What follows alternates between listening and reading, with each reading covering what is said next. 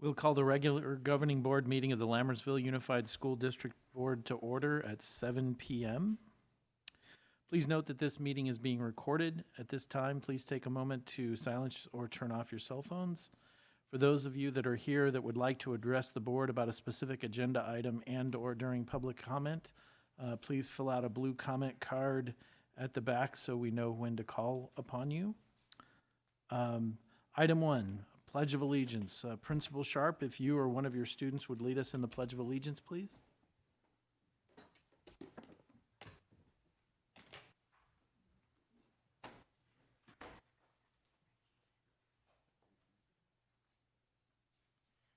Ready, begin. I pledge allegiance to the flag of the United States of America and to the republic for which it stands, one nation, under God, indivisible, liberty and justice for all.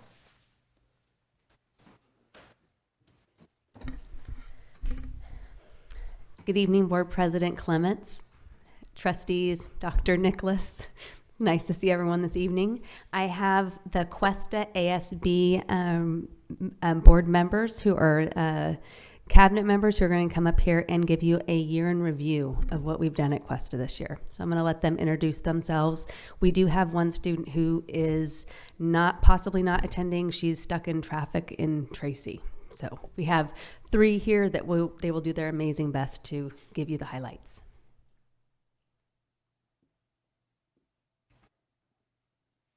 So we have our president, Tavishi Kumar. My name is Jasmine Boutle. I'm vice president. My name is Angel Buena, and I am the secretary. And my name is Lennon Polito, and I am the treasurer. And this is our Costa ASB year in review.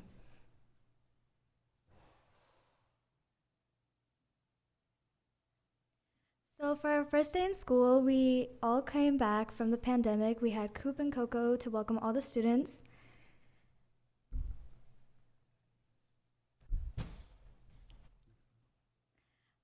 For August, September, we had our first day of school. We had our ASB speeches in the office that were taking place outside the stage. Our spirit wear went on sale. We had our first Menchie's fundraiser that was a really big hit. And we had our homecoming, which took place in Central Park and went all the way to the high school. For this year's homecoming, we turned our Costa golf cart into an Alice in Wonderland themed float, courtesy to all of our amazing ASB members and all of our ASB members. Some of them took part into dressing up for it. For October and November, we had our Student of the Month assemblies, and ASB participated by helping out with awards and running the games, which every student loved. They all got riled up for the games, and they got really competitive.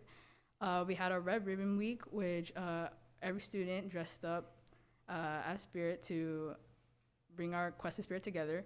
We had our Halloween dance that students wore their costumes, and there was tons of food and there was music. We had our Fun Run, our largest school fundraiser, and we had our Halloween grams, which students bought grams for their friends and family. So here's some of the photos that we took. There's the dinner dance, not the Halloween dance, and then there's Mr. DeLong and Mr. Strickland twinning for Twin Day during Red Ribbon Week. So for our fun run, we had Coop and Coco dressed up, cheering on the kids who were running. We raised a total of $22,902. For December, we had our Student of the Month assembly, and we had our Winter Wonderland, where students and people were able to attend our NPR, where they would play games, and it was really fun. And also, we also had Winter Spirit Week, where students were able to participate into dressing up for the Winter Spirit. Our ASB members, we decorated all the gallery doors for the Winter Spirit, and the Grinch dropped off candy cane bombs in all the other classes. For January and February, we sold Valentine grams, where students got to buy grams for their loved ones and friends. We had Dr. Seuss Spirit Week. We had Kindness Week, which included a bingo sheet, and students who completed it, they were given a prize. And we also helped out with Student of the Month assemblies, where we gave out awards and helped running the games. In March and April, we started our hot chocolate cart, which was a really big thing. A lot of students loved it. We also did student month assemblies where we helped out in games, and we had our second Menchie's fundraiser, which did really well, just like our first one. And then we had our spring rally, which students enjoyed, and they got to be really competitive. And we had Leadership Development Day, where we all went and we learned more from people. In these photos, you can see that one of the teachers were wrapped in toilet paper as one of the games. And on to your right, you see just a bunch of kids sitting down and cheering on for their classmates. This is for our Leadership Development Day. Some of our ASB members went to the high school to learn about leadership and kindness. All year long, we took a weekly spirit count and we announced winners every Friday. And the class with the most Costa spirit won free candy, and they took a photo with Coop, like the bottom right image. We also did our daily announcements, which our ASB officers, Jasmine and Landon, they did their best to do it in the morning, and they added an additional inspirational quote a day to cheer on the students.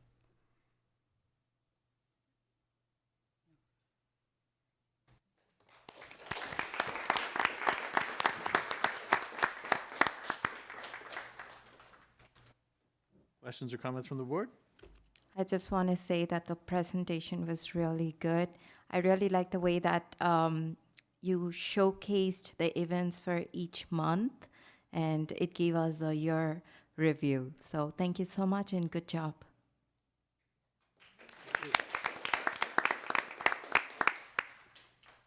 Dr. Nicholas, I understand we're also recognizing the incredible students that presented at the recent TED Ed event tonight. That is correct, sir. I'd like to introduce two of our fantastic coordinators for our district, Ms. Kristen Ward and Ms. Kristen Equinto.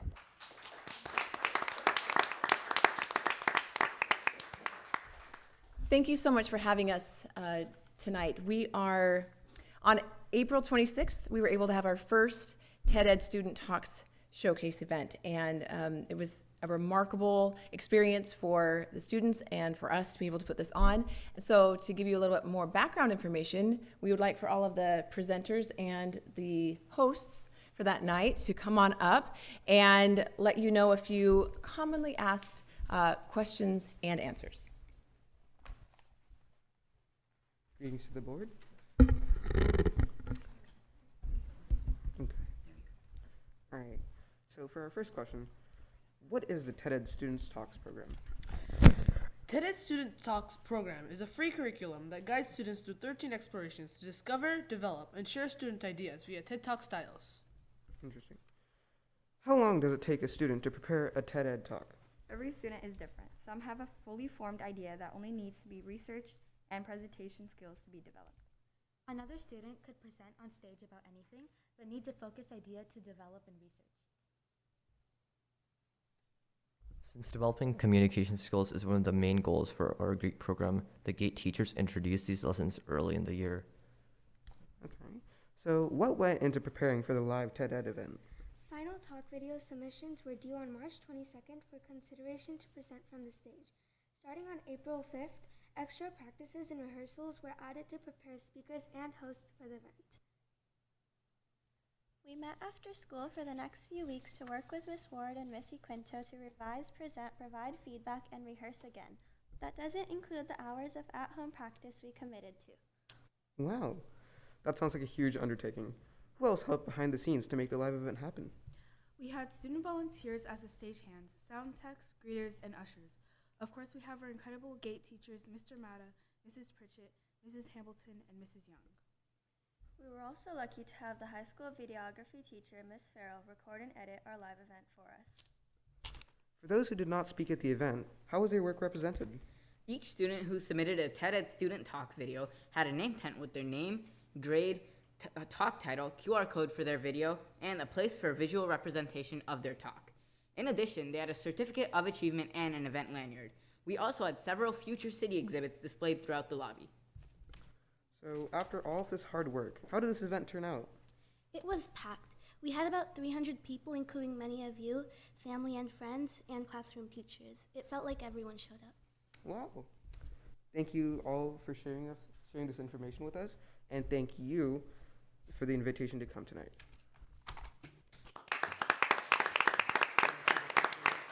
We're going to have them come up here and take a picture of them real quick. Yeah.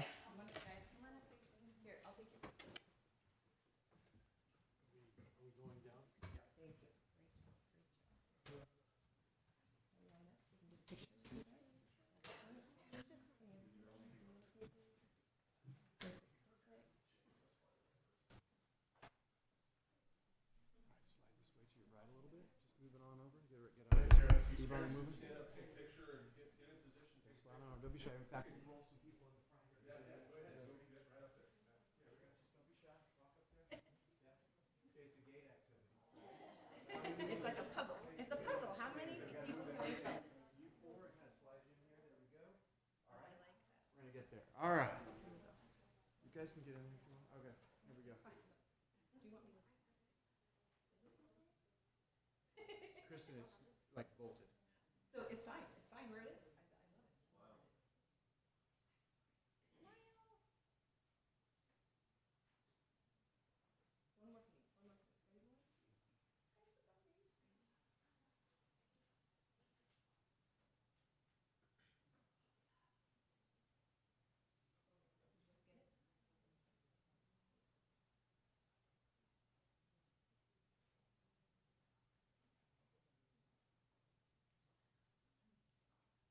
Okay. Nice job, guys.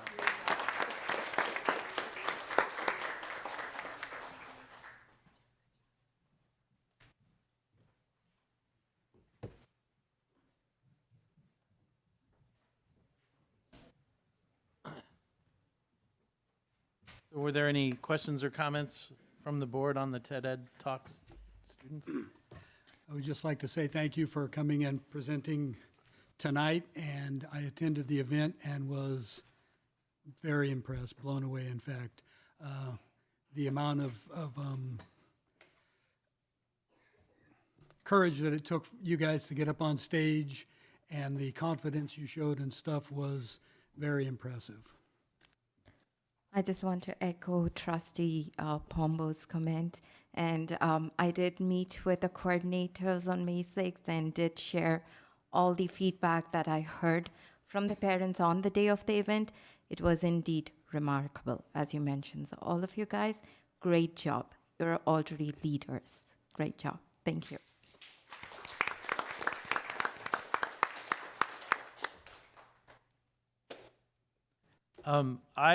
I wanted to say that, you know, public speaking is like one of the greatest fears that people have. And I was a debater in high school and college, and I got to tell you, keep doing the public speaking. You guys did a fantastic job. I wish I could say that I understood more than like 10% of what you guys had to say, but it was very impressive.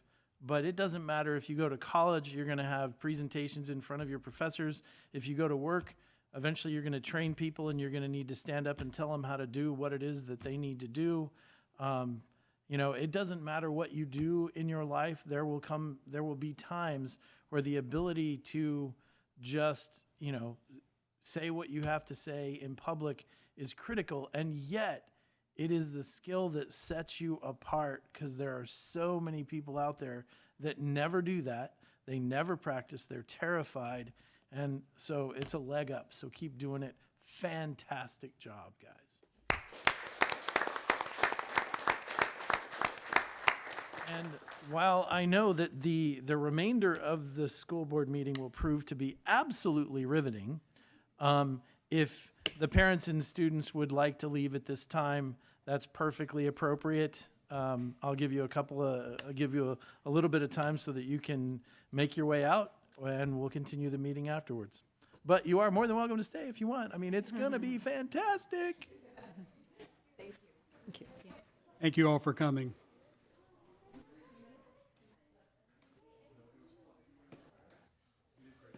Well, you sure know how to close a room, don't you? Oh, I do.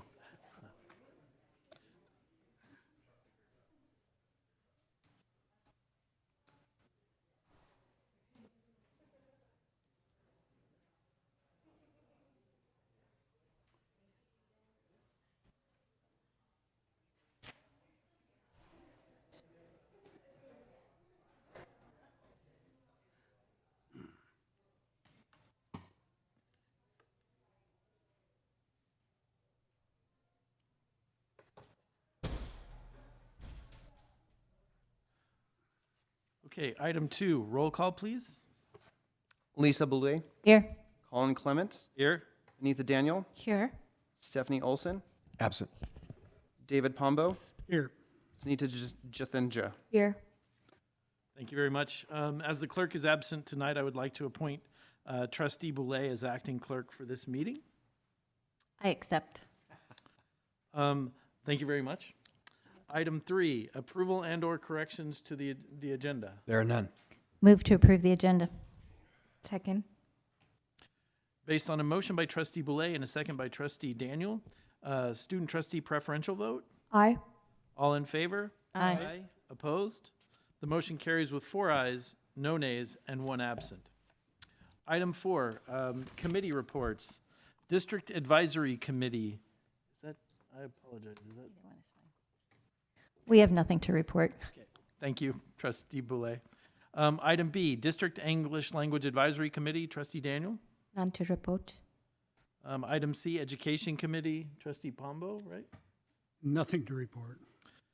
Facilities Committee, that's me.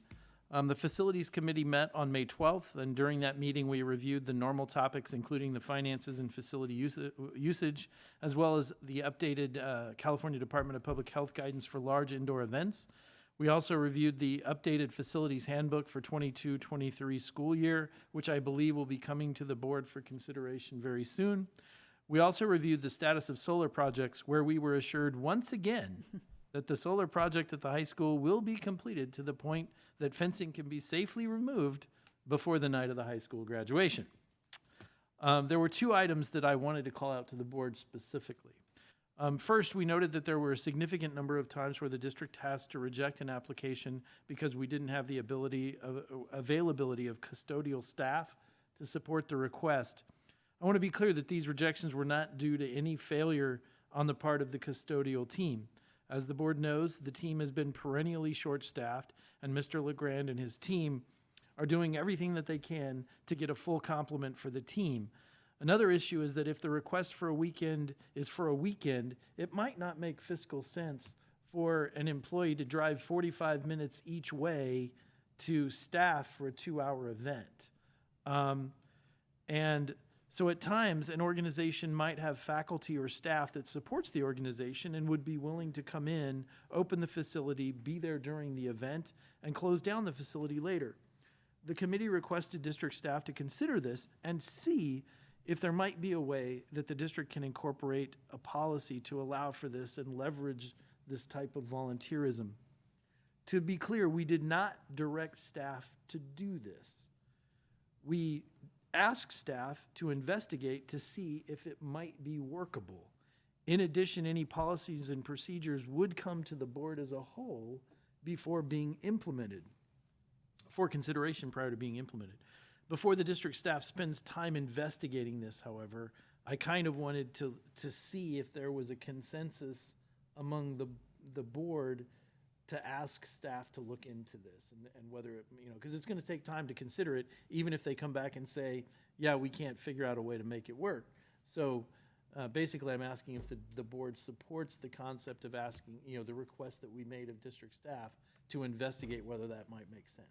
Yeah, my opinion is it would be fine to look into and see what we come up with or what they come up with. Yeah, I agree. Okay. Thank you very much. I appreciate that. Finally, I wanted to make the board aware that Mr. Faubert denied applications because the spectators for the organization in question brought and consumed or used alcohol, tobacco, and marijuana to the school site. District staff noted this has been a recurring issue and that district staff had tried to address the problem unsuccessfully. Quite frankly, I was appalled to learn that people would actually do this. With the amount of time, effort, and money that district and the district staff spends on programs like DARE to keep our students off drugs, it is completely unacceptable that an organization or its attendees would exhibit this type of behavior. I want to publicly applaud and support Mr. Faubert's decision, and even though I am only one of 5 board members, I wanted to go one step further and pledge my support for a zero tolerance policy.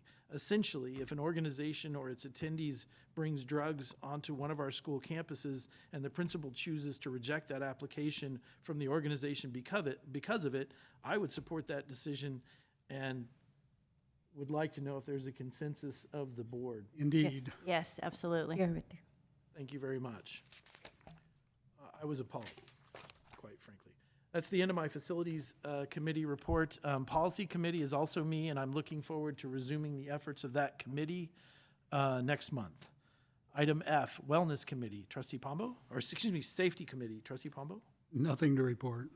And item G, Wellness Committee, Trustee Boulay. Nothing to report. Thank you very much. Item 5, Governing Board reports, Student Board Member Jatendra.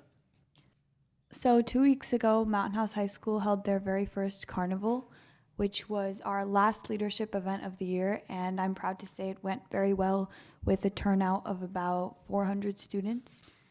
And this Thursday, tomorrow, and this Friday, we have our dance production from 7 to 9, so I'm really hoping that the community shows up because these dancers have put in a lot of work.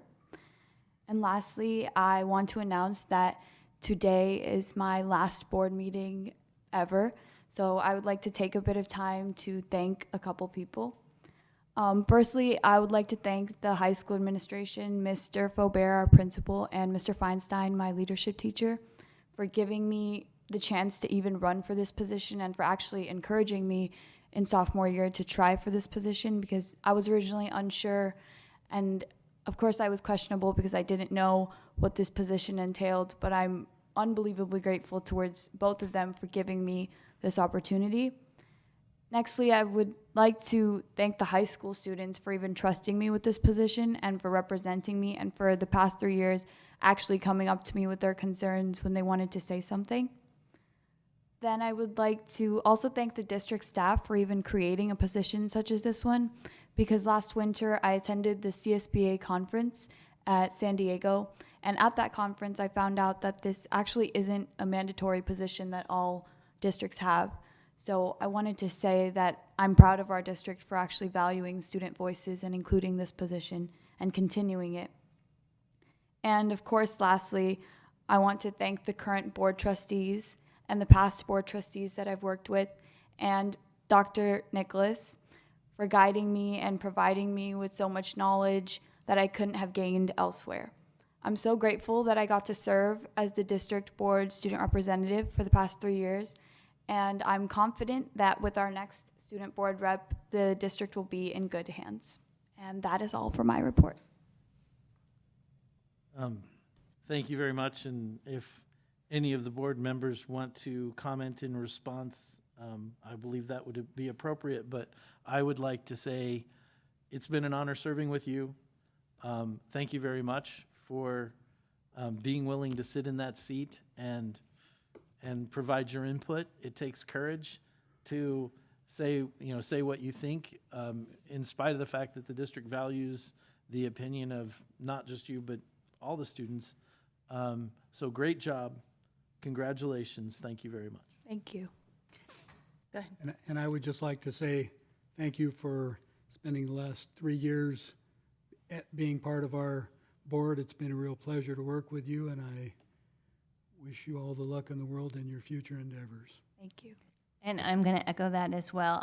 Thank you so much for your service to our district, and I think it is important to have a high school voice at our table. I think it's great because you have the insight from that young adult population, and I think it's really critical to our district. And thank you again, and best of luck for everything that you do.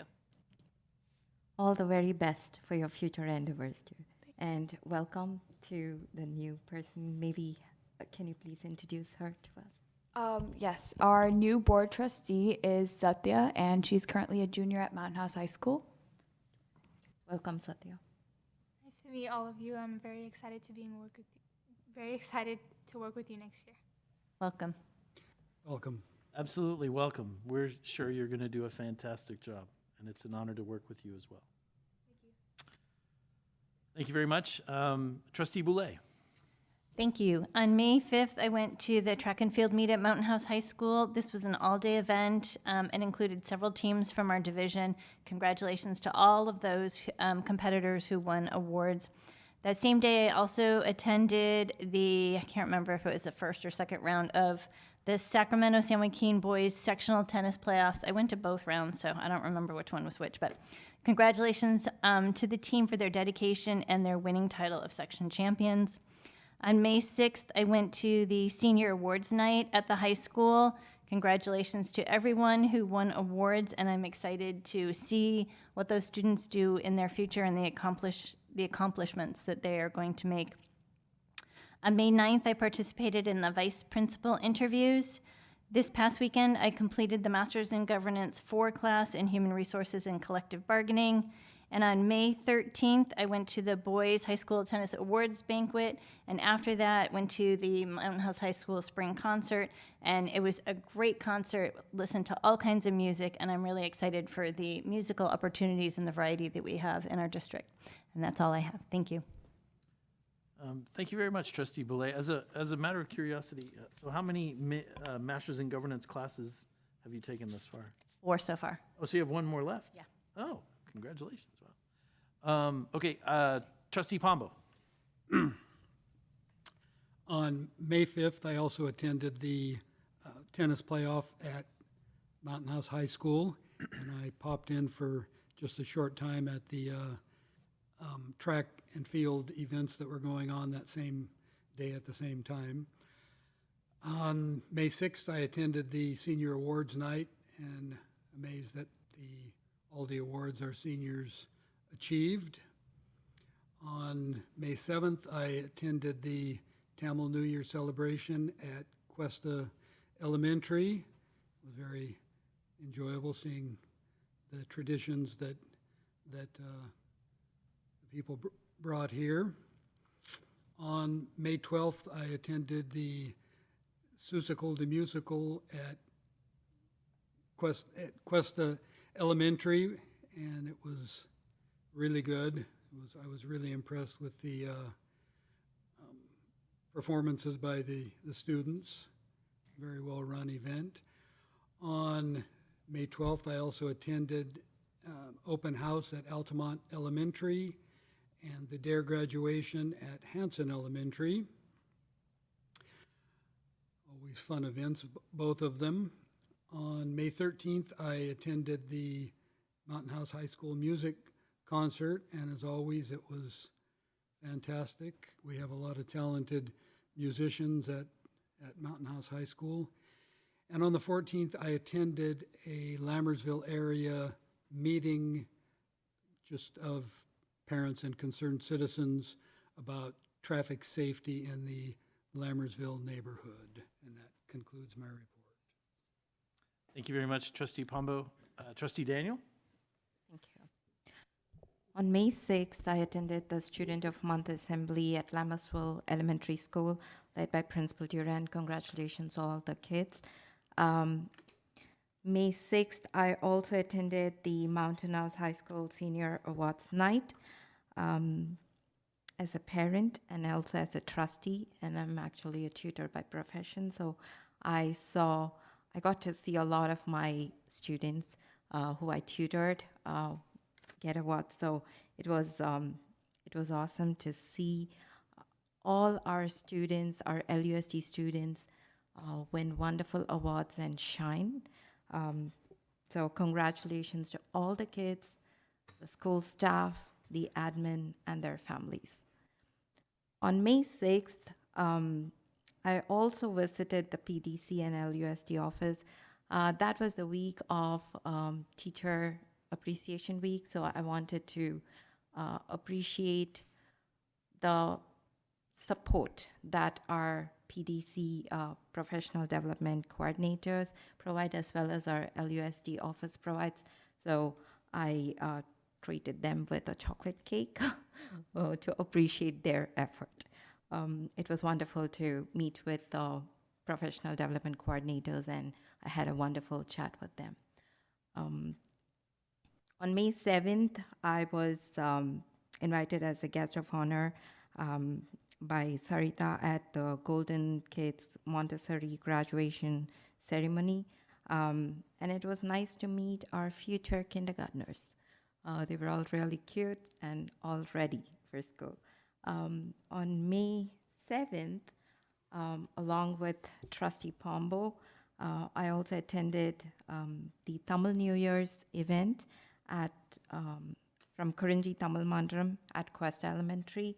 As Trustee Pombo mentioned, there were a lot of cultural games and dance performances, so it was really, really wonderful to watch. On May 8th, I attended the very first Mountain House Cricket Club's women's cricket tournament. It actually was a historic moment because that was the very first women's cricket that took place on that day, and it was a great privilege to be there and to award the winning teams. I have to say that it was wonderful to see all the women win the medals while their husband and children applaud and cheer for them. And there was one participant who came and shared with me that when the lady of the house is out playing on the field, the entire family is out there to support her. So, congratulations to all the players and wonderful job to all the support that was provided to all the women at that cricket tournament. On May 13th, I attended the Mountain House High School Spring Concert led by our music director, Mr. Rexel. It was very well organized and sounded great as always. And that ends my report. Thank you very much, Trustee Daniel. Thank you. As for me, as mentioned previously, I attended the Facilities Committee, and I also attended Quest Elementary School's presentation of Seussical the Musical last week, along with Trustee Pombo. I thought the kids did a fantastic job, and there are more than a few at that school with fantastic voices. So the high school should be keeping their eye on those kids in the K through 8s because, wow, what talent. Item 6, receiving of public comments. The entire board appreciates hearing from members of the community and public at large. To facilitate this, the board shall give members of the public an opportunity to address the board either before or during the board's consideration of each agenda item, code section 54954.3. At a time so designated on the agenda, members of the public also may bring before the board matters that are not listed on the agenda of a regular meeting. The board may refer such a matter to the superintendent or designee or take it under advisement, but shall not take action at that time. The board may place the matter on the agenda of a subsequent meeting for discussion or action. Individual speakers shall be allowed 3 minutes to address the board on each agenda item or non-agenda item. The board shall limit the total time for public input on each item to 20 minutes. I have not been given any blue cards. Is there anyone that would like to speak during public comment? Okay, that being the case, I'm going to dispense with the rest of the comments for speakers. And we will move on to item 7, consent items for consideration.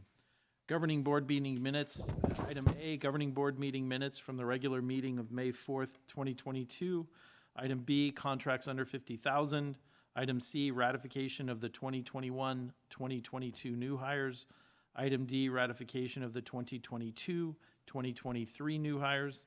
Item E, ratification of resignations. Item F, ratification of retirement.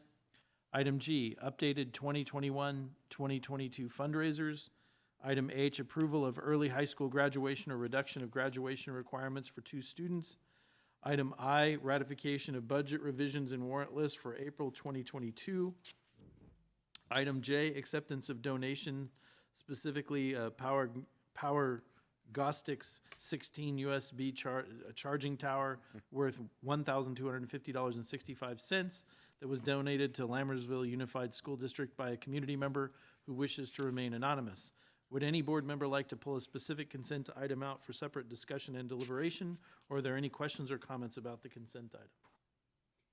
Move to approve the consent items as presented. Second. That was Trustee Boulay? Yes. Based on a motion by trustee Pombo and a second by trustee Boulay, student trustee preferential vote. Aye. All in favor? Aye. Opposed? The motion carries with 4 ayes, no nays, and 1 absent. Trustee Boulay, as the acting board clerk, will you do the honors, please? Thank you. I would like to welcome for the 2021-2022 academic year the following people to our Lammersville family. Preetha Das, high school registrar. Sindhuha Manoharan, noon duty supervisor. Kashmira Patkar, noon duty supervisor. Herminio Ramos, elementary school custodian 1. Sudha Subramanian, noon duty supervisor. And for the 22-23 school year, I would like to congratulate Deborah Ritchie on her appointment to principal, K-8 elementary school, and Heather Sharp to her appointment as Assistant Superintendent of Instruction, Assessment, and Technology, and welcome George Vieira, Principal, K-8 elementary school. Welcome to the Lammersville family.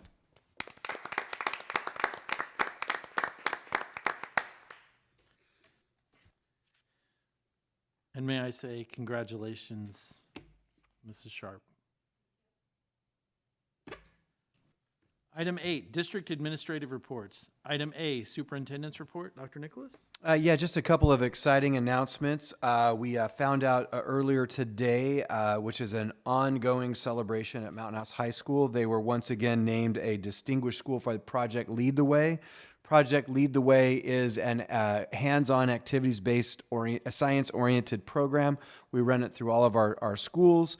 There's a biomedical, engineering, and computer science aspect to it, but our high school implemented it early, has done it well, and has been acknowledged multiple years for their work in this area. And I believe you'll see soon a kind of a sign that'll go up on the fence in acknowledgement of that award. And then second of all, Trustee Boulay was celebrating our tennis team. I have some exciting news about our baseball program as well. One thing I'm going to point out is we have fielded our first sport with a freshman, JV, and varsity team. And as I'm going to give a presentation later talking about space and student numbers, big schools have freshman teams, but we've had a very, very successful season. So I want to call out a couple of things. First of all, our varsity boys baseball team won the WAC title, Western Athletic Conference. They went 19-10 on the year and 12-2 in league. The JV team went 21-7 and 11-1 in league, so that's an incredible legacy building opportunity. And then some players had some very successful seasons. So Cameron Valentine was Western Athletic Conference MVP for the second year in a row. Roy Gardner was Western Athletic Conference Most Outstanding Pitcher. Isaiah Castillo, Tyler Hinko, Naziah Thompson were all first team All-WAC. Jordan Ramondo Fabro was second team All-WAC. Richard Andrade, Armando Ponce Torres were honorable mention All-WAC. And last but not least, our coach, Gatehouse, was named WAC Coach of the Year. Now, this is the last thing I'll say. One of the things we challenge all of our programs is to build the best one. We have a freshman, JV, and varsity team, and our varsity baseball team has won 3 league titles in the last 4 years.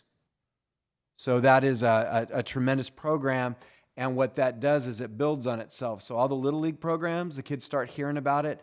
It starts to be something kids think about when they're young, and they want to do when they get to the high school. Like our music program, mock trial, all these experiences the younger kids are getting.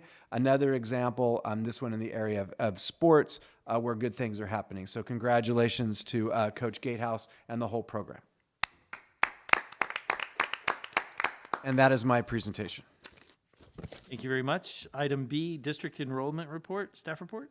Yes, I can tell you that our current enrollment is 7,181 with a massive number in the queue.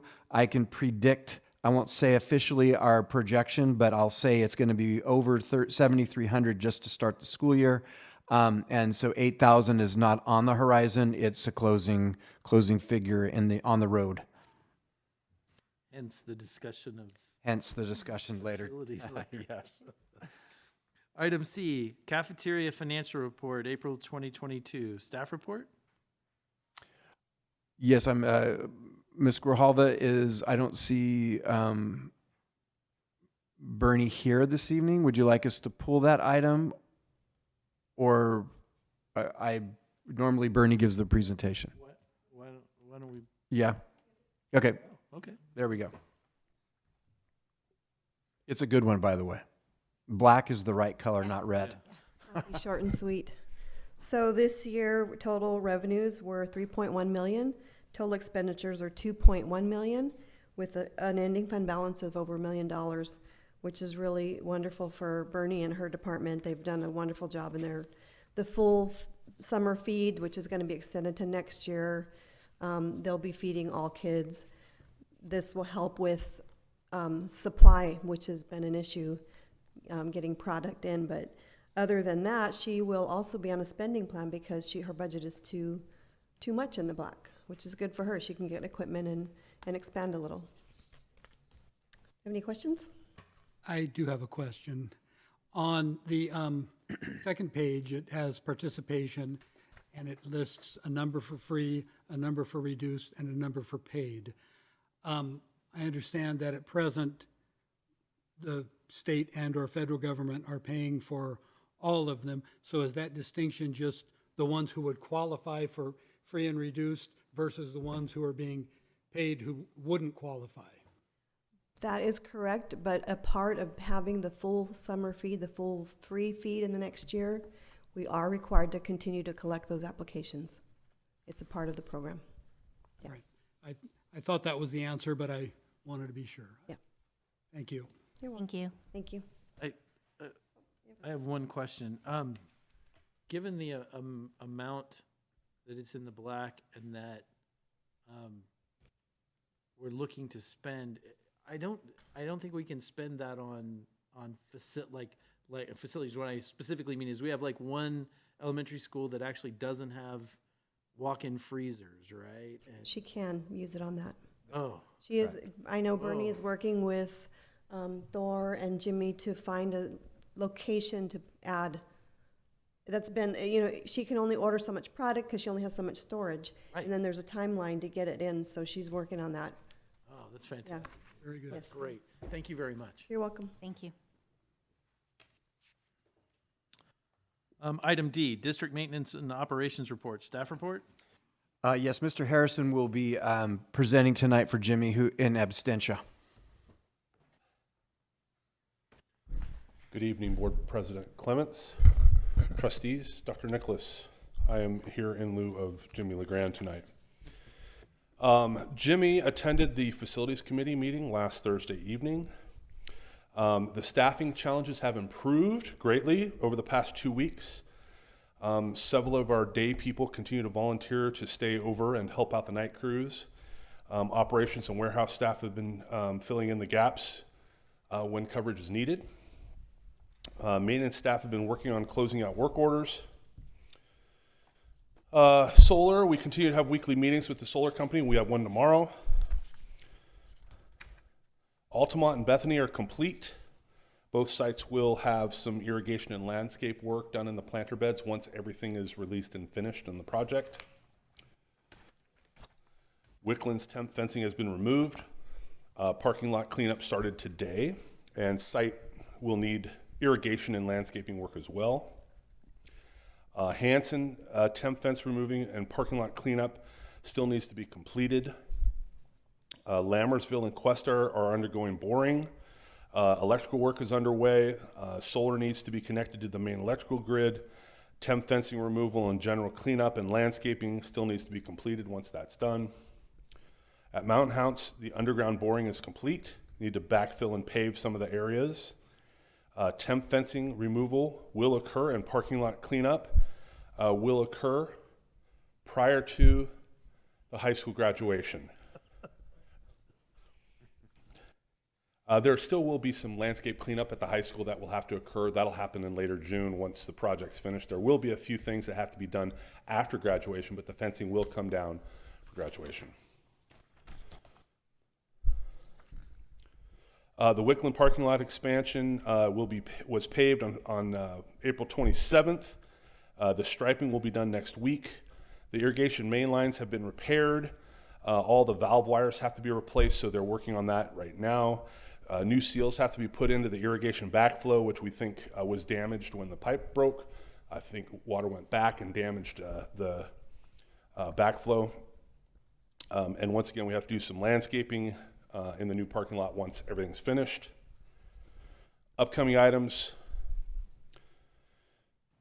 Tomorrow, the 19th, Jimmy will be attending graduation planning at the high school. Our quarterly Zoom meeting with the landscape company is this Friday with Jensen. And the next lead custodian meeting is Thursday, May 26th at the warehouse. The main topic of discussion will be summer planning, what's going to happen this summer.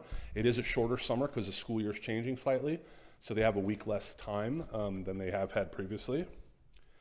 And Jimmy will attend the Costa groundbreaking on June 3rd. Staffing update. We have 2 new custodial employees that started last week, and 1 evening custodian at Bethany and 1 evening custodian at Mountain House High School. That's 4. We expect to bring on another evening custodian at the high school next week, and we expect to bring on an evening custodian for Lammersville the week of May 31st. We also had a new custodial sub start yesterday, so that'll be very helpful with the last 2 weeks of school. We have very few subs in the custodial ranks this last year and the prior, and we currently have 1 opening for a custodian that is retiring at the end of this month. Paperwork's already been sent through, so we expect to have that one flying soon and filled soon. Any questions? Yes, much talk has been had about the fencing coming down at the high school prior to the high school graduation. What about the fencing at the K-8s prior to the promotion ceremonies? Because I know that at many of the schools, parking is virtually non-existent. So the only 2 schools that will have fencing still up, it doesn't affect the parking or the turnarounds. So that'll be Costa because they're out on the fields. And then Lammersville, the fencing goes out into the grass. So those 2 are not going to be finished by the end of the school year. However, it doesn't impact the parking or the movement of vehicles. So I think we'll be okay with promotions and graduation. Thank you.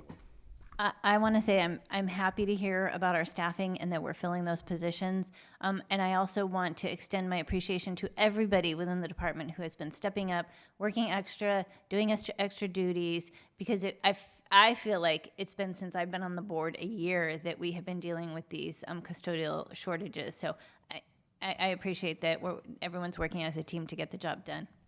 And the issue was here before you got here. It's been a perennial issue. Yes, Thank you. Thank you very much. Thank you. Okay, item 9, action items. Item A, consider approval of 2022-2023 inter-district transfer requests. By tradition, there's no staff report. Move to approve 2022-2023 inter-district transfer requests. Second. Based on a motion by trustee Pombo and a second by trustee Daniel, student trustee preferential vote? Aye. All in favor? Aye. Opposed? The motion carries with 4 ayes, no nays, and 1 absent. Item B, consider approval of new unrepresented classified confidential job description and salary effective February 15th, 2022 for the TK through 12 office supervisor. Staff report?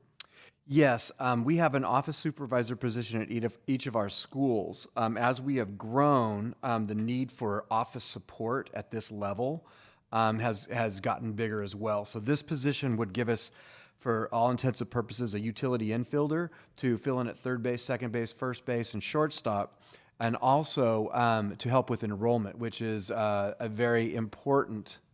I can't tell you how important it is to get the numbers right early when we're doing staffing. So a really important role for us, and we strongly recommend approval.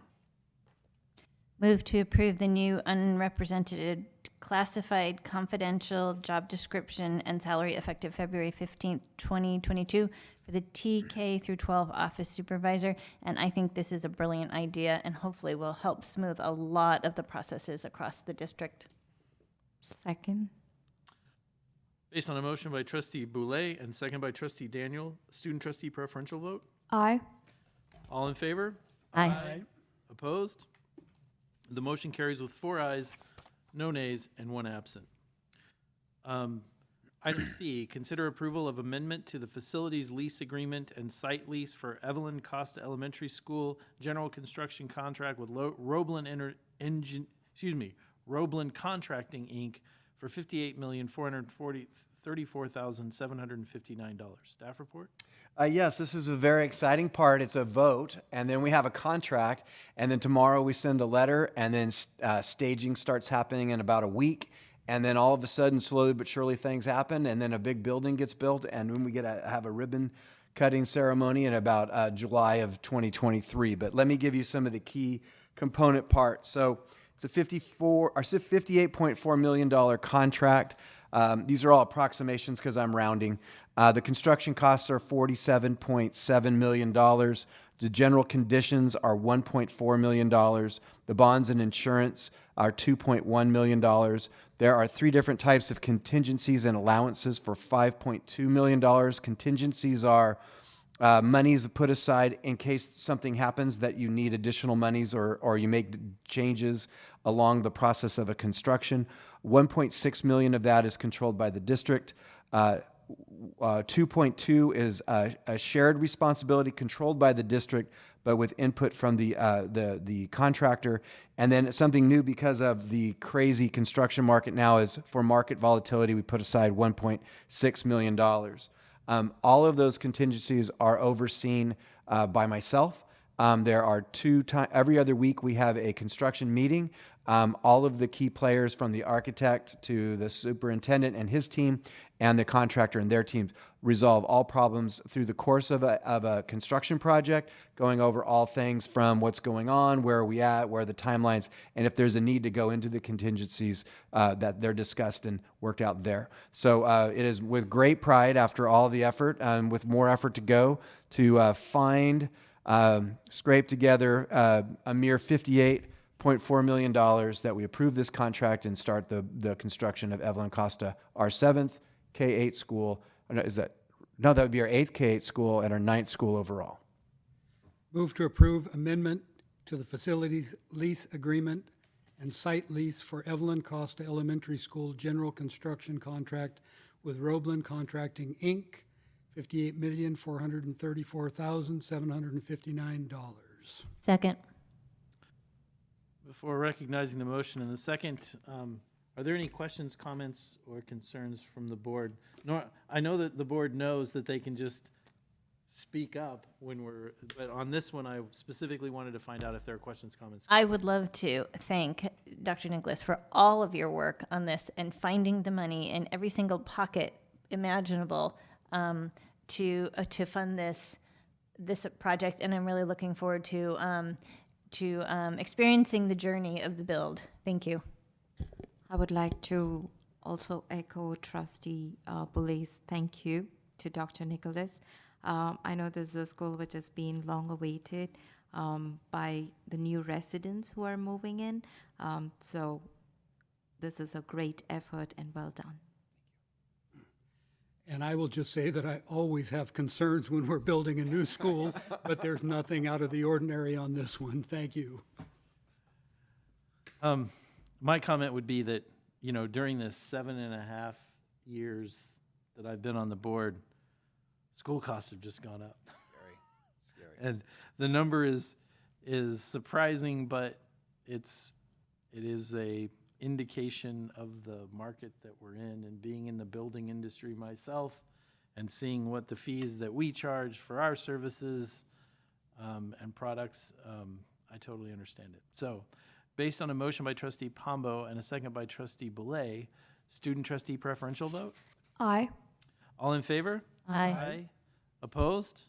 The motion carries with 4 ayes, no nays, and 1 absent. Item D, consider approval to adjourn from regular session to open public hearing on collective bargaining proposals for Lammersville Teachers Association LTA initial proposal to LUSD, and for Lammersville Unified School District's initial proposal to the Lammersville Teachers Association. Staff report? Items D, E, and F are part and parcel and one and the same. A sunshine proposal is where the bargaining unit and the district put forward the items within the contract they would like to discuss over the course of the negotiating season. The board approves it, and then it opens the door to begin negotiations with LTA. We strongly recommend it. We have lots to talk about, all good stuff. And we really like the bargaining team with LTA. They're very strong when they need to be, and they're also very cooperative as part of their professional sense of importance of the district. Move to adjourn from regular session to open public hearing on collective bargaining proposals. Second. Based on a motion by trustee Pombo and a second by trustee Boulay, student trustee preferential vote. Aye. All in favor? Aye. Opposed? The motion carries with 4 ayes, no nays, and 1 absent. We are now in a public hearing on the aforementioned collective bargaining proposals. I don't have any blue cards relating to this issue, but if any member of the public would like to comment, now would be the time. Did you cue the Jeopardy music? I did.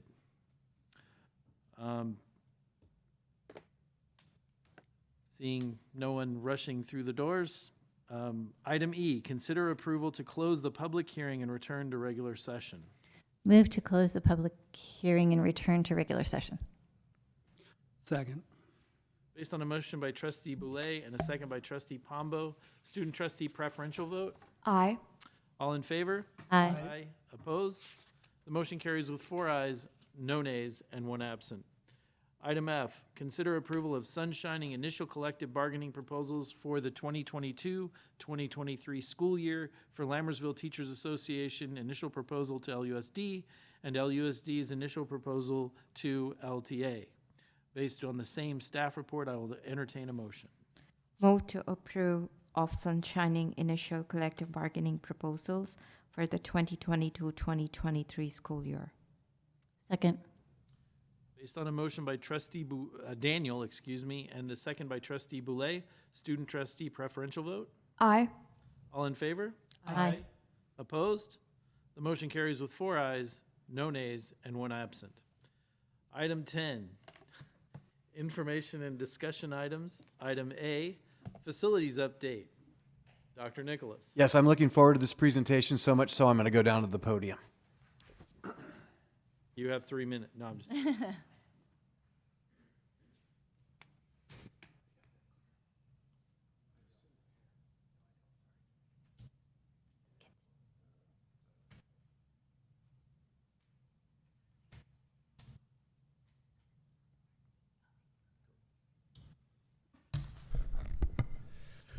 Good evening, Mr. President, board members, madams, student trustees. It is my pleasure tonight to give an update on our school facilities, and we're calling this a historical overview of our ongoing quest to fund our school facilities.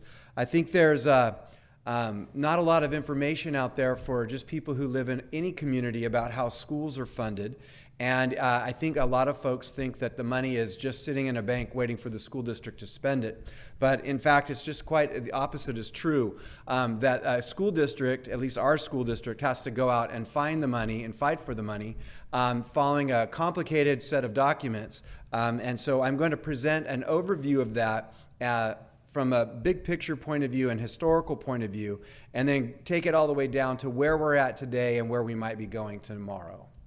So let's start with the history of our schools. As I've presented many times in the past, Lammersville Elementary School was established in 1876, and as I have stated each time, that Rutherford B. Hayes was the president at the time. So that was 128 years before Wickland was founded. So in its 29th year, Wickland was opened in 2004, Bethany in 2007, Costa in 2010, Mountain House High School Phase 1 in 2014, Altamont in 2014, Mountain House High School Phase 2 in 2017, Hanson Elementary in 2018, Cordis in 2020, Costa will open in 2023, and the Old River School in Neighborhood K in 2026 approximately, Neighborhood I possibly in 2029, and Morris Landing, a final school, would be in 2030 plus. So that would be the rollout of the vision for what is Mountain House Schools. So there are some key terms when you're looking at the funding of our school system and our school system for facilities. There is a Mountain House master plan that drives the vision for how things are supposed to go out through the village system. There are specific plans associated with things called a community facilities district, which I'll explain later. But there's specific plan 1 associated with the 2002-1 CFD, a specific plan 2 associated with the 2007-1 and 2014-1 CFD, and the specific plan 3, which is 2019-1 CFD. There is a 1998 Mitigation Agreement, which are the rules of engagement between the school district and the developers for how they fund schools and how they are to arrange the dynamics around funding and deal with the challenges that might come up over the course of a building of a school. Our schools are tied to Melrose bond funds at the K-8 level. All of our schools have been supported through state matching funds, with the exception of the 1876 school. And state matching funds are part of the state process for application and approval at the state level to get construction funds. There are developer fees, which is a fancy way of saying a low interest long-term loan from a developer, and that we've had one successful general obligation bond, Measure L, from 2016. So all of these terms are the path that has to be followed and the means in which to find money. So how are schools building, according to the master plan, how are they built? So you have the master plan, which originally started with 12 schools in 12 villages. It was changed to 10 schools in 12 villages. There was originally supposed to be 2 smaller high schools, and now there's one big one. So that's the master plan. Within it, and the 1998 Mitigation Agreement, you have a melding of the Melrose bonds generated for K-8 schools through fees from home purchases and state matching funds, which were supposed to be coupled to build our schools. In order to get state matching funds, there has to be a state construction bond, and in 1998, that was a smooth operation, and starting in about 2010, it wasn't a smooth operation. So in order to fund our schools, we have to deal with a lot of things, including Sacramento politics. Mountain House High School was funded through a combination of developer fees, state matching funds, and Measure L. And then there are also amendments along the way. These are usually, they're called amendments. It's a fancy way of saying there was a big fight, and that's how it was resolved. But there's 3 amendments to the mitigation agreement associated with elementary schools and one with the high school. So Amendment 1 for the K-8 schools was about the naming of Wickland and the unification process in high school funding. Amendment 2 was around Wickland funding and the attempt by the developer to suppress any extravagant costs. Amendment number 3 was, again, with the developer in neighborhoods C and D around, again, suppressing the amount of costs and responsibilities that would fall on the developer.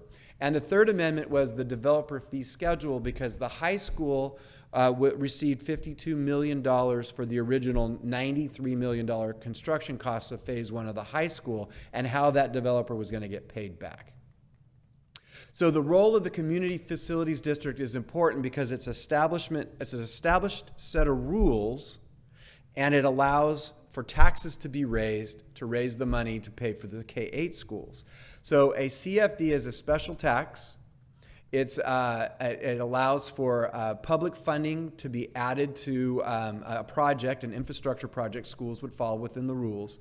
And it allows a CFD to impose taxes. So we currently have in play 2002-1, which is associated with neighborhoods E, F, and G, 2007-1, which is associated with neighborhood H, 2014-1, which is associated with neighborhoods C and D and all the neighborhoods north of Byron Highway, and 2019-1 associated with College Park. Now, what's important for this presentation is a CFD is not a stagnant operation. They're bonds and they mature. And because they mature and the timing of their maturity and the timing of a Melrose bond sale can at times bring in additional funds that exceed the amount of money needed in the moment, or that are available down the road that can be used for other things. So part of this presentation is to explain that the district must use, or not must use in terms of rules, but because of the nature of growth and construction costs, will always need to use any additional funds it can access through CFDs or the rules within them to apply to other facility needs for our students. All right, so let's talk about the state funding system. When it was established in 1998, the plan for Mello-Roos bonds and the plan for coupling it with state matching funds was a good idea. There was a very reliable rollout of state construction bonds until about 2010. Governor Brown, who was a two-term governor, did not support the idea of California selling more bonds, therefore getting more in debt related to school construction projects. So in spite of the fact that the state legislature unanimously approved a state construction bond in 2014, he vetoed it and put the kibosh on it, which put in place a set of events that put behind all school construction projects at that point. So in 2016, to get around the governor's political position, an initiative was put forward on the ballot, and that was called Prop 51 for a $9 billion state construction bond, which passed.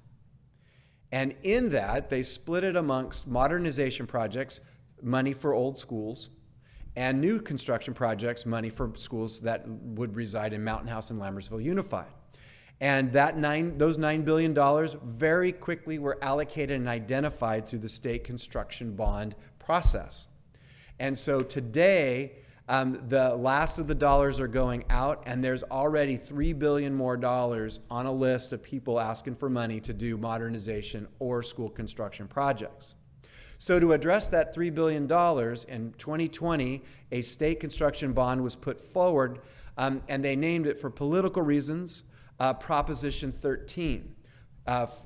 Generally speaking, Prop 13 is associated with a property tax initiative that went forward in the late 70s, which limits property taxes, and it was seen as an opportunity in the initiative to raise people's property taxes, and therefore it was not supported, and it failed, I believe, 5248, I believe. So the plans are in place for a less political, less complicated state construction bond in 2022. So that's where we sit, remembering that all K-8 schools require Mello-Roos bonds funds and a state construction bond for which we can do the state construction matching funds. Can you go back to the previous slide for just a moment?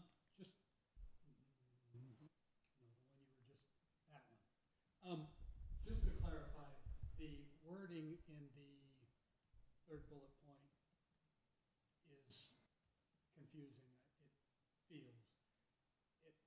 There were $9 billion in funds available to begin with, and now there are an additional $3 billion that are asks.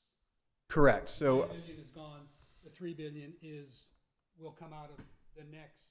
correct. So there's $9 billion made available for $12 billion in need. So that's why the failure of the 2020 Prop 13 bond was a big blow, because that $3 billion is just going to grow, and Costa's application for state funds will go forward probably in August, so we are going to be on that list. Yeah, thank you. So the communication challenges are, so communications to the community have been going on, predating me. This is the end of my 9th year here, and my predecessor, Dell Hansen, made presentations similar to this starting in 2010. So we've had 2010, 2012, 2013, 2015, 2017, 18, 20, and 22, all explaining that money is not sitting in the bank. We have to go get the money, and it's a very complicated process, and as time has passed, it's gotten more and more complicated. So the funding chase. Here are some of the creative solutions we have had to come up with historically as a district. So first is the 5004 application. I just spoke to it. That's the name for the application that goes for state funds. And I've already explained that you need a state construction bond. So that's one of the ways we do it, is we rush to get our application on. 2, Mello-Roos bonds timing. We have had more than one rows with developers over them getting their paperwork approved in the proper way at the proper time so that we can get what's called approved as developed maps. So we get the maximum yield on our bonds, our Mello-Roos bonds, on an approved as developed map. That approval has to happen with the MHCSD and at the county. The second that happens, we move forward. So we line up all of our finance team and all the people who need to get the money. The second we get those approvals, we roll forward. So being diligent about that is one of the roles we play, but also we have to work and press the developers to do their part to help us get access to those monies. Developer fee negotiations with developers. I'm going to give a pause there, let everybody consider that. Developers, the really nice ones to the really, really hardcore ones, they want to spend as little money, make as most money as possible. That's what they are. That's what they're about. That's what they're paid to do, and that's what they do. So that doesn't make them bad. What it makes them is a competitor in an environment where you need as much money as you could get, and you have to work with someone who wants to spend as little money as they want to give. And so over time, there's lots of good stories about our battles with developers. But that's one of the things we do to get in the funding chase. State matching funds and CFD surpluses. Every once in a while, because things have been delayed, so we have to find other funds to pay for a school to wait for the funds that were supposed to be there to get there. And sometimes we get extra money at the end of that. There's leftover money. All of the money that's in surplus, whether it's state matching funds or a CFD surplus, is going to be needed from now and into the future for facility funding of some sorts for our district. We passed a Measure L bond. I talked about that, $56 million in 2016.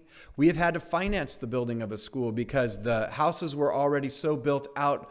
None of the mechanisms in the mitigation plan allowed us to pull triggers like block permits to leverage a developer to give us developer fees, so we financed a school. Another thing we have done in the past and will continue to do in the future is to refinance matured CFDs at lower interest rates, which again allows us not to give money to a bank, but it'll give our money to ourselves to put into facility needs. Commercial developer fees are often not put to projects, but they help us maintain our schools. Every time Prologis builds a big warehouse or anybody else over there south of the 205, that brings us in a certain amount of money, and we put that aside to take care of our facilities. And ultimately, we have one school that's really older than the rest, and that's out at Lammersville. And modernization funds, which are part of state construction bonds, are also funds that we go chase. So here's a real story of the funding time lapse about how the mitigation agreement funding process has worked for us. So Wickland was originally the original Mountain House school for Lammersville Unified, and it was paid for by Mello-Roos funds and developer fees, later reimbursed when the state construction or the state funds came in. Bethany, there was a Mello-Roos bond sale, and then state funds were used. In that case, there was a timeline that was missed. It created quite a lot of consternation at the time. It temporarily delayed funding, and in the end, the money came in from the state after a big effort, and we were able to build the school, and it got a little extra money for the efforts. So that's why I called it Lemons to Lemonade. Costa was built with Mello-Roos funds and developer fees because the state funds were late again. And now watch the impact of the politics in Sacramento. Altamont, Mello-Roos funds, the state funds were 2 years late. OPSC, which is the Office of Public School Construction, still owes us $1.9 million because while your application sits on the state funding list, it draws interest. So in the 2 years that our funds were sitting there waiting to get our turn, it drew interest. But when they gave out the money, they didn't give us the interest back. So there was a lawsuit. It's now in a pile up in the court system, but we have been fighting for this money for about 4 years now. So we intend to win that fight. At Mountain House High School, Phase 1, developer fees, mitigation fees, and state funds. Hanson, Mello-Roos, state funds are 3 years late, and as a result of that, we use a subsidy from Measure L, $7.8 million to help get this construction of that school site done. Mountain House High School Phase 2, almost exclusively paid for by Measure L, which is the taxpayers paid for that here in the community. And that's why we have an aquatic center, a tennis court, theater, learning commons, and CTE wing. So that, again, from our perspective, that was money beautifully spent. Cordis, Melrose bonds, state construction funds are 2 years late in counting, and that forced us to finance a portion of the construction of that school. Costa, Melrose bonds, and developer fees. No state bond exists today, and our 5004 application will be submitted shortly. And we are working with multiple developers to make sure that we have the ability to pay for the full construction costs. And we're already in conversations with Mountain House developers about the planned school in Neighborhood K, which they'll be gaining momentum in 2022. So future needs, so that's kind of the big picture, the middle picture, and now I'm going to get down to the grassroots of where we're at today. So the original plan was there were going to be 10 K-8 schools in the master plan. Mountain House High School was supposed to house 2,400 students, and it was built to do so, based on education rules and expectations in 2010 and 2012. So you got to realize that it also at the same time as in 2010 to 2012, Common Core, CTE, expand a lot of opportunities for kids. And so our 2,400 kid high school was built with what we knew at the time. So here's the challenge. There was the projected growth from 1998 and the real growth. We had in 2018, we did a student generation analysis, and it projected that we were going to hit at the Mountain House High School, based on where things were at then, more like 2,700 kids, not 2,400 kids, just based on the current way that the community was designed. There are currently infill projects from specific plans 1, 2, and 3. So if you drive over by Central Park, you'll look over, I would say northwest, and you'll see an orange temporary fence going up. There are 250 housing units going in there. There's 130 across the street at the end there, which are just finishing up, and there's plans to flip an age-restricted community of about 130 other units to market rate, meaning children-producing houses. So all of those things are going on, which are going to produce kids in our district. There are pressures now to take additional market rate areas, or to create them from flipped commercial identified areas. And that goes back to these specific plans where the school was to be built up to a specific size, but the approvals for the amount of market rate housing was a larger number. So at the time, the rules were followed, but there are permissions that exceed that. So the developers right now, looking for every dollar they can make, are going to look to build more and more houses. So in each village, here and there, sprinkled in, is the potential for more housing units. And so the result is this. There is a real reality at Mountain House High School that classroom space is running out, and there's already a very real reality of field space issues at Mountain House High School.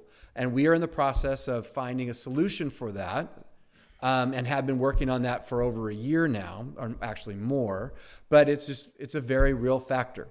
2, our K-8 schools will continue to be overflow schools. That means some people are going to move into the community and their kids aren't going to go to the neighborhood school. Why? There's not enough space, or the school's not built.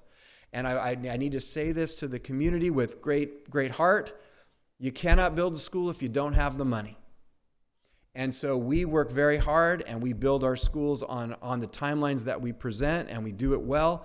But all the information previously presented are the real facts on how money is found to build the schools. So the factors of the funding process, the factors of the growth of the community, and the factors of potential new growth are a pressure factor for now and into the future that have to be considered by this board and all the work that we do moving forward. North of Byron Highway, there were 2 schools planned, and there are negotiations now going on for a 3rd school over there, which again is fine for the K-8 level because the system will work and we'll build a school over there, but it will add more high school students.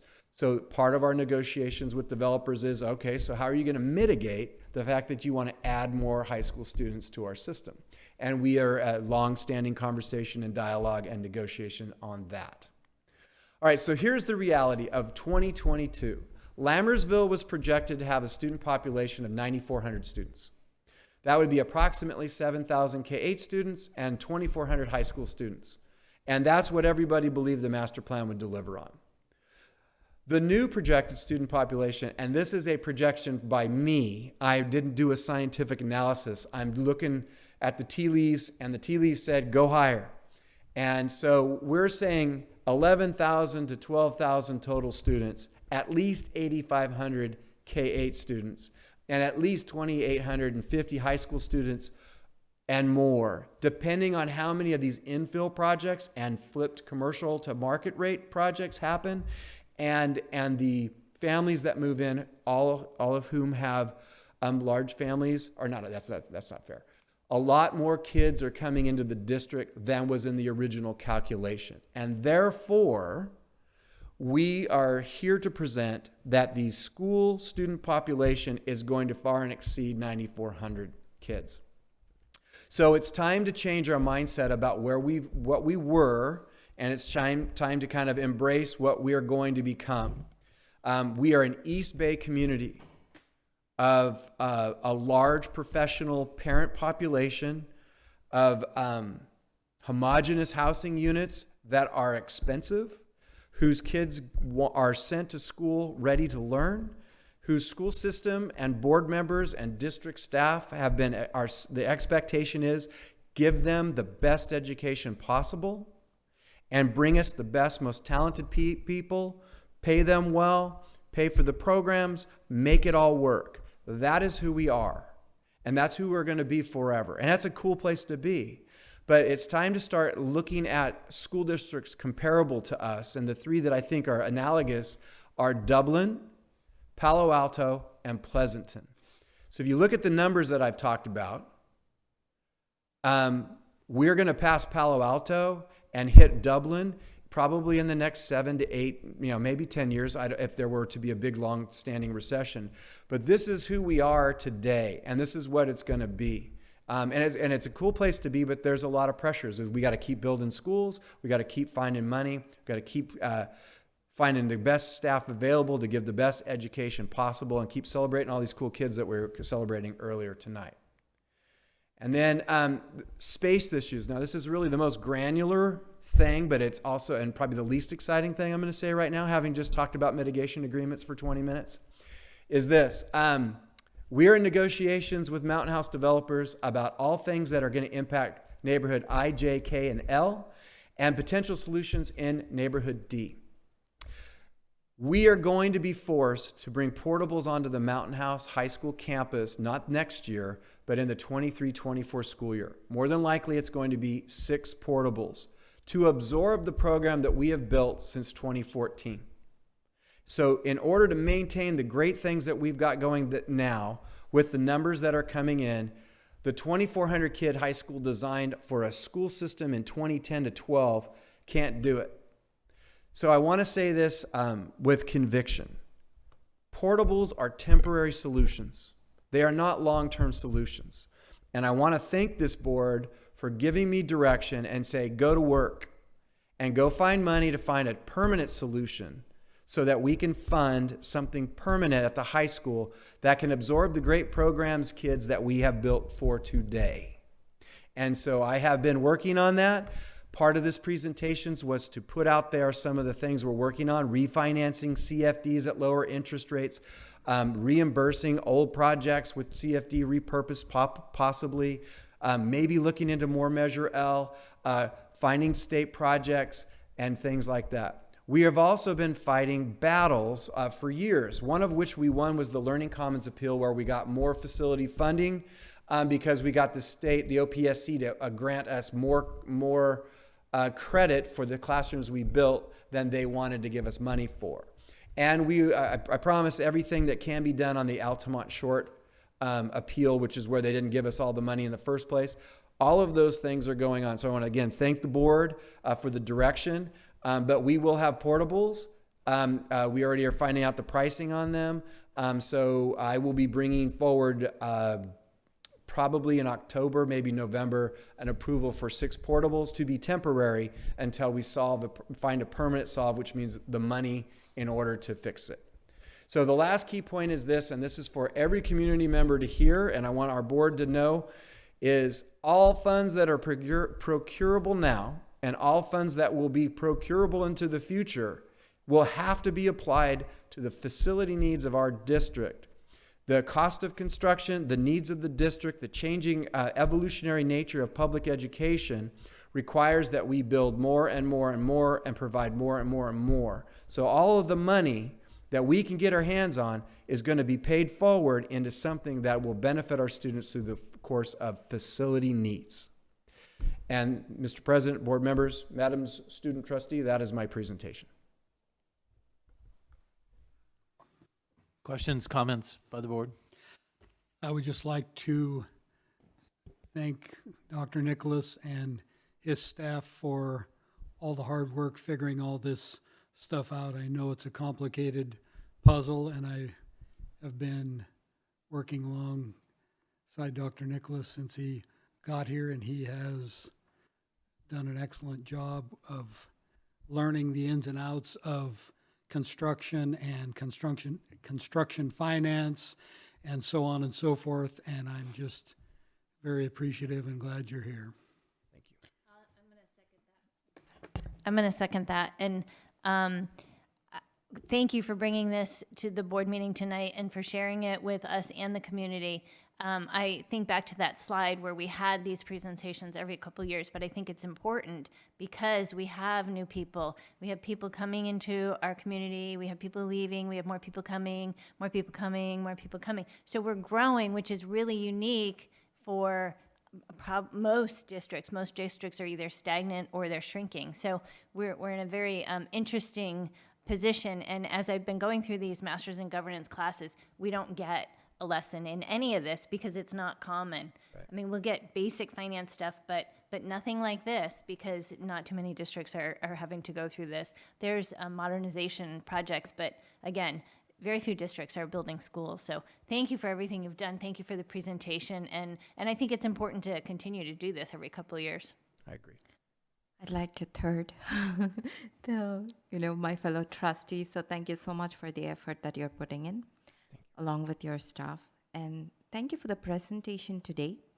The way you explained was great. And I'm a new trustee on the board. So it just makes your kind of teaching to us at the same time. And I'm sure the community will be able to understand all the different terms that was put together in this. So thank you so much for giving us a detailed version of what is needed and where we are. I also appreciate you thinking about the temporary solutions and also thinking about the long-term plans. So great job, and thank you so much. Dr. Nicholas, I'll echo that and say thank you.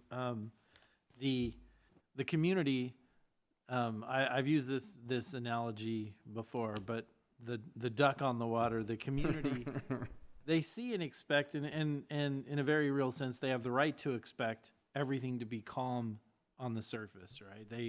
They don't need to see all of the just the frantic peddling that's done underneath the surface or out of sight.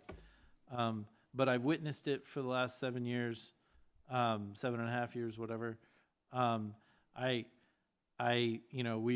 We've lived through the Measure L discussions and people saying, well, you have so much money, you get so much money every year, why can't you build your schools? And it's like, well, that's for teachers' salaries and it's not for facilities. And at the same time, we had a governor saying, no more matching funds, no more state bonds for matching funds. And yet the people of the state don't really realize that, well, all the districts that are fully built out that had matching funds, we're paying for their matching funds. We're paying our share of their matching funds because that's the way it was done. But then when we're growing, and we need to build schools, it's only fair that everybody else in the state of California kicks in, because all of our property owners are kicking in for their schools, the remaining bonds for their schools, and yet somehow it makes perfect sense that they don't have to help us when we need to build schools. And that concept just never, like, it just was a total contradiction. Obviously, we've had many conversations about it. Thank you for sharing this. The community needs to hear and understand all of the different facets. And, when we're building a school, the check has to get written, because the contractor is not going to do it and say, oh, pay us whenever you can. So when matching funds are late, even though we know the money's coming and we've got the approval, it's coming, it doesn't change the fact that you've got to go back to the drawing board and say, okay, we're going to get it in 2 years. So here's what we have to do now so that we can write the checks that we have to write. And all of that stuff, 15, 20-minute presentation does not even do justice. What I'm trying to say is this presentation, as awesome as it is and as confusing as it might be to the community, I'm saying that doesn't even do justice to the complexity that we, and specifically Dr. Nicholas and his staff, live with on a daily basis. Thank you. Thank you.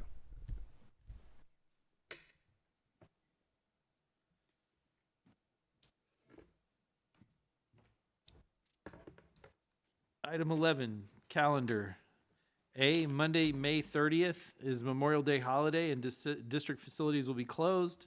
Item B, Wednesday, June 1st is the next regularly scheduled governing board meeting at 7 o'clock here in the district boardroom. Item C, Friday, June 3rd is the last instructional day of the year. Also on Friday, June 3rd is Evelyn Costa's groundbreaking ceremony at 2 p.m. Item E, Thursday, June 9th, is the 2022 San Joaquin County Classified Employee and Teacher of the Year Award Celebration Dinner in Stockton. Item F, Monday, June 13th, is the special governing board meeting at 6:30 here in the district office boardroom. Item G, Wednesday, June 15th, is the regularly scheduled governing board meeting at 7 o'clock here in the district boardroom. In a few minutes, we will adjourn to closed session where we will be discussing public employee discipline, dismissal, release, complaint, Government Code Section 54957. B, student discipline and other confidential matters, Education Code Sections 35146, 48900, and 48912B. Item for 2 students. Item C, conference with labor negotiators, Government Code Section 54957.6. Item D, conference with real property negotiators, Government Code Section 54956.8. And item E, conference with legal counsel, anticipated litigation, Government Code Section 54956.9. Move to adjourn. Second. That was Trustee Boulay, correct? Correct. Based on a motion by Trustee Pombo and a second by Trustee Boulay, student trustee preferential vote. Aye. All in favor? Aye. Opposed? The motion carries with 4 ayes, no nays, and 1 absent. We are now adjourned. Thank you very much, and a special thank you, Jatendra, for being with us on our team for the last year and change.